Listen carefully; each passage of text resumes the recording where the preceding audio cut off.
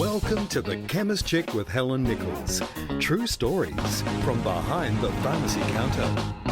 Hey Podsters, today's show I want to do a shout out to two beautiful Chemist Chicks who are so supportive and encouraging of me and my podcast. They are two women who are all about lifting you up rather than pulling you down, which is what we all need right now. Also, I think they are my number one fans. Fan club of two. So this show is for you, my friends. Janelle and Heidi, I love you both to bits. Okay, Potties, well, today I was thinking back of when I was at school and we had vocational guidance seminar for the week. Every day someone would stand up on the stage in our huge auditorium and talk about their career paths, etc. I was 13 years old at the time and I had no idea what I wanted to do when I left school. No one in particular impressed me during these talks and nothing really jumped out at me that caught my interest. That was until this one beautiful lady took the stage. She was so glamorous, immaculately groomed with a big smile, warm and friendly. I liked her straight away. She said, "Hi, my name is Bev and I'm a beauty consultant in a pharmacy." Wow, that's what I want. That's what I want to do. I want to make people beautiful like Bev. As she was explaining her job as a chemist chick, she held up both her hands to show us all the back of her hands. One hand looked so young and smooth and the other more aged and weathered. She went on to tell us that in all her 30 years in pharmacy, whenever she demonstrated a face cream, it was always on the back of her left hand. So after all the years of doing this, she said with great humour, "I'm now demonstrating on my right hand, trying to catch up, trying to repair it. If it can be saved, I don't know." We all laughed at her silly humour. 600 girls, by the way, under her spell. I just gravitated towards her. She went on to explain all the duties of a pharmacy assistant, that for the most part in those days it was very glamorous. And at the same time she could help people, make them feel good about themselves, whether it be advice on medication or just a friendly ear. She went on to how much fun her colleagues were to work with and have a good laugh with each day. A truly friendly and fun environment to work in. All the perks were pretty good too. That's it. That's what I want. I want to have fun. I want to look glamorous. I want to help people. I want to learn new skills and make a living out of something I can each day and enjoy. Well, as they say, the rest is history. I know over the years I've touched many people's lives and boy have they touched mine. There is a couple who spring to mind very quickly who I want to share with you. The first one is Emma. Wow. Now, Emma was a bright, beautiful little girl who had cerebral palsy. She was in a wheelchair which her dad had dressed up with pink ribbons and pink pom-poms. Emma was 11 years old. Her wheelchair had a tray on it with a small keyboard, which is how she communicated with by moving a device near her mouth so she could type out words. Now, I have always had an affinity with cerebral palsy kids, as when you look into their eyes, you can see these beautiful, intelligent, loving souls trapped in their bodies, and it's heartbreaking that it's their motor skills that let them down and keep them from having full active lives. And sadly, people usually shy away from disabled people, as I guess they don't know what to do or say, as did all my workmates at the time. So in comes Emma. Her name is in big sparkly letters on the back of her chair, pushed by Dad. I go straight up to her and say, "Hello, Emma." Her little face just lit up like a Christmas tree, and she got so excited she kicked off one of her shoes, and we both laughed. Her dad said, "She can't talk." I know, but I can." "So, Emma, you clearly love pink. It's my favourite colour too." Her eyes came alive, as she was so used to being overlooked and invisible to people. Not on my watch.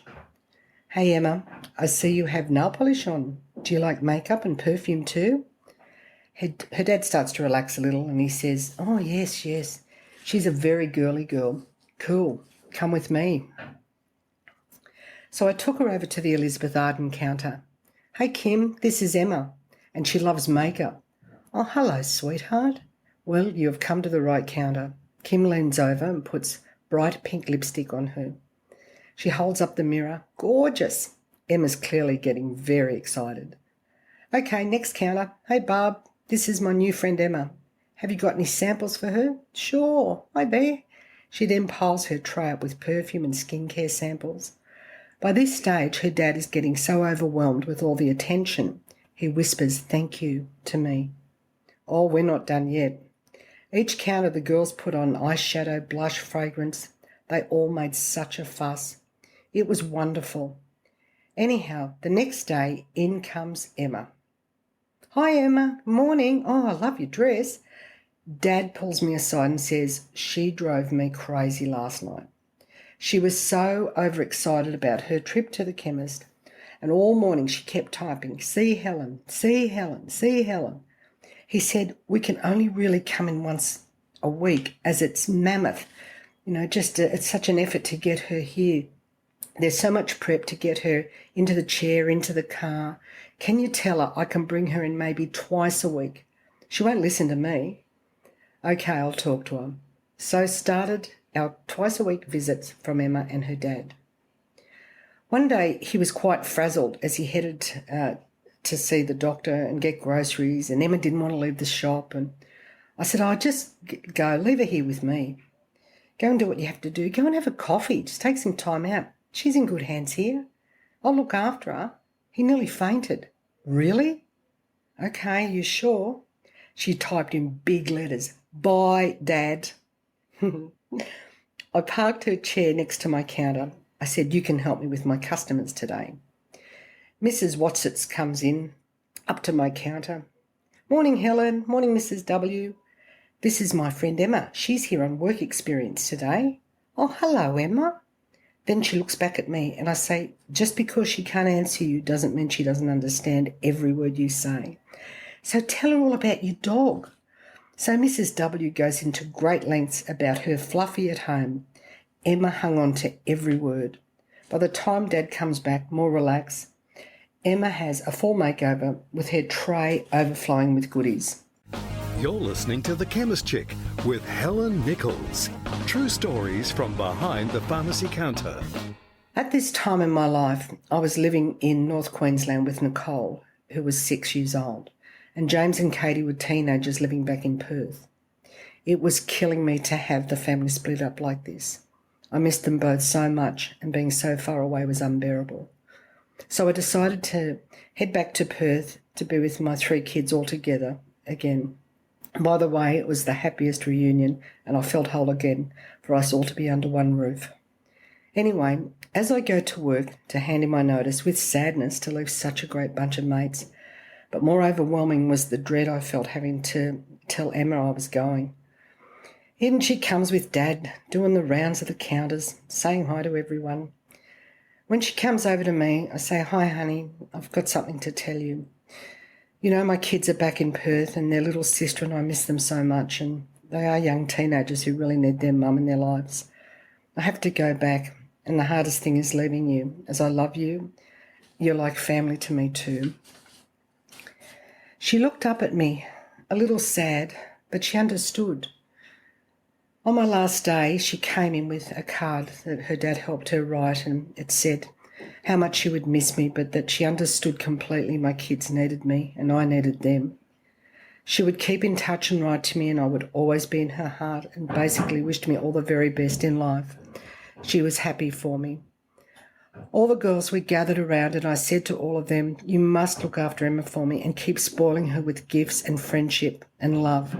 They all promised just then as I said goodbye. She reached her arms up and I leant in for the cuddle, and she said, I love you. It was muffled. It wasn't very clear. And I'm like, what? What? What did you say? Did anybody hear that?